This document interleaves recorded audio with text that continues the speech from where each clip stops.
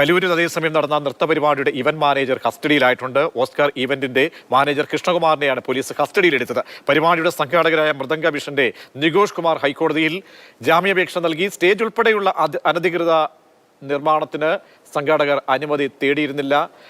മൃദംഗ വിഷം GCDAക്ക് നൽകിയ അപേക്ഷ മാതൃഭൂമി ന്യൂസിന് ലഭിച്ചിട്ടുണ്ട്. ബിനിൽ ചേരുന്നുണ്ട്. ബിനിൽ, നേരത്തെ GCDA ചെയർമാൻ നടത്തിയ വാർത്താ സമ്മേളനം കേട്ടു. പക്ഷേ പല കാര്യങ്ങൾക്കും ചോദ്യങ്ങൾക്കും ഉത്തരം പാതി വഴിക്ക് അവസാനിപ്പിച്ച് GCDA മടങ്ങുമ്പോൾ ഈ സംഘാടകരുടെ അപേക്ഷ സംബന്ധിച്ചും അവർ നൽകിയ കത്ത്, ഇതൊക്കെ സംബന്ധിച്ചുള്ള ഡീറ്റെയിൽസ് എങ്ങനെയാണ് പുറത്തേക്ക് വരുന്നത്? ഇപ്പോൾ ഈ സംഭവവുമായി ബന്ധപ്പെട്ട ആരാണ് അറസ്റ്റിലായിട്ടുള്ളത്?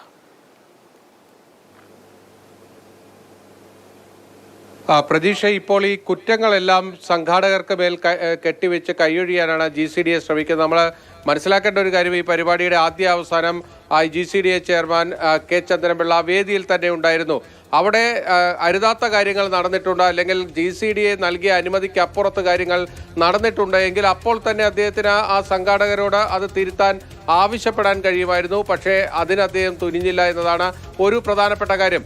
ഇവിടെ നമ്മൾ ശ്രദ്ധിക്കേണ്ട മറ്റൊരു കാര്യം എന്നത്, GCDAക്ക് വലിയ വിപുലമായ എഞ്ചിനീയറിംഗ് സംവിധാനമുണ്ട്. നേരത്തെ നമ്മളൊരു ഓഡിറ്റ് റിപ്പോർട്ട് പുറത്തുവിട്ടിരുന്നു. അത് ഈ ജവഹർലാൽ നെഹ്റു സ്റ്റേഡിയവുമായി ബന്ധപ്പെട്ട് തന്നെയാണ്. ജവഹർലാൽ നെഹ്റു സ്റ്റേഡിയത്തിന്റെ മേൽക്കൂര അപകടാവസ്ഥയിലാണ്. അത് സംബന്ധിച്ച ഓഡിറ്റ് റിപ്പോർട്ടിൽ തന്നെ ഈ എഞ്ചിനീയറിംഗ് വിഭാഗത്തെ നിശ്ചിതമായി വിമർശിക്കുകയാണ് ചെയ്യുന്നത്.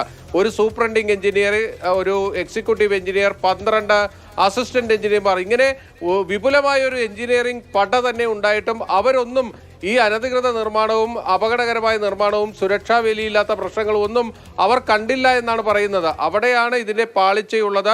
ഇപ്പോൾ ഈ അപകടം സംഭവിച്ചു കഴിഞ്ഞപ്പോൾ അതെല്ലാം സംഘാടകരുടെ മേൽ കെട്ടിവെച്ച് രക്ഷപ്പെടുവാനാണ് GCDA ശ്രമിക്കുന്നത്. ഇപ്പോൾ GCDA തന്നെയാണ് ഈ കത്തുമായി ബന്ധപ്പെട്ട കാര്യങ്ങൾ പുറത്തേക്ക് വിടുന്നത്. ആ കത്തിൽ കൃത്യമായി പറയുന്നത് ഇതിന്റെ അനുമതികളൊക്കെ വാങ്ങേണ്ടത് ഈ സംഘാടകർ തന്നെയാണ്. കോർപ്പറേഷന്റെയും ഫയർ NOCയും ഒക്കെ തന്നെ വേണ്ടത് അവരാണ് എടുക്കേണ്ടത്.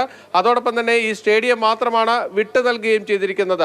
അവിടെ ഈ കോർപ്പറേഷന്റെ കാര്യത്തിലേക്ക് വന്നാൽ കോർപ്പറേഷൻ ഇതിന്റെ ഒരു കാര്യവും അറിഞ്ഞിട്ടില്ല എന്നാണ് അവർ പറയുന്നത്. മേയർ M അനിൽകുമാർ ഈ പരിപാടിയിൽ പോലും പങ്കെടുത്തിട്ടില്ല. അദ്ദേഹത്തെ ഈ സംഘാടകർ ക്ഷണിച്ചിരുന്നു എന്നാണ് നമുക്ക് അറിയാൻ കഴിഞ്ഞത്. പക്ഷേ അദ്ദേഹം ഈ പരിപാടിക്ക് പങ്കെടുക്കില്ല എന്ന് അവരെ നേരത്തെ തന്നെ അറിയിക്കുകയും ചെയ്തിരുന്നു.